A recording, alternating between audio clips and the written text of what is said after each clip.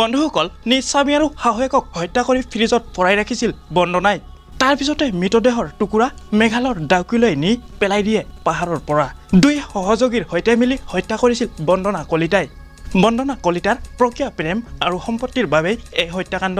অৱশেষত আজি উদ্ধাৰ হৈছে হত্যাকাৰী বন্দনা কলিতাই ব্যৱহাৰ কৰা সেই দাখন।